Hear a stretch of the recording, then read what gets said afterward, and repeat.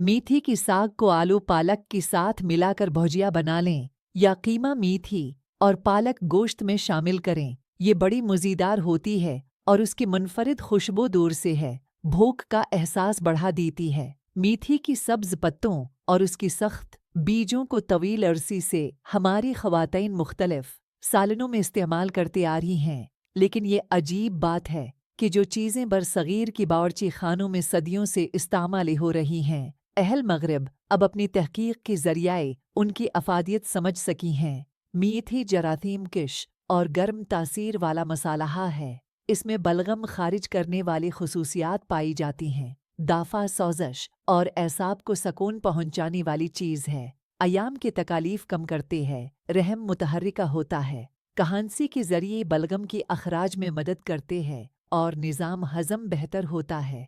कब्ज़, ब्रोंकाइटिस, फीफड़ी की सोज़श, बुखार, हाई कोलेस्ट्रोल, आँखों की थकावट, गले की खराश दूर करने के लिए इस्तेमाल किया जाता है। बीजों को पीसकर ज़ख्म, दानों और खराश पर लेप की जाती है। जिस्म में पानी बरकरार रहता है, वज़न बढ़ाती है और खून की शक्कर की सतह कम करते हैं।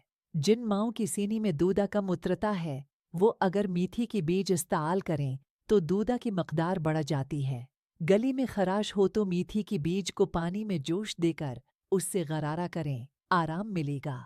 मेथी की बीज उबाल कर उसका अरक पीने से दखी हुई जोड़ों के दर्द में अफाका होता है। मेथी का अरक कशीद करने की लई 2 बड़ी चाय की चम्मच की मकदार मेथी की बीजों को खूब अच्छी तरह कोट लें, फिर उसी 4 कप पानी में डालें और बर्तन ढाँप कर 10 मिनट तक खोलने दें। बाद में ठंडा करके दिन भर में 3 कप इस्तेमाल करें। जायके की लई चाहें तो उसमें शहद, लीमों का रस, मुलीठी का अर्क शामिल कर सकते हैं।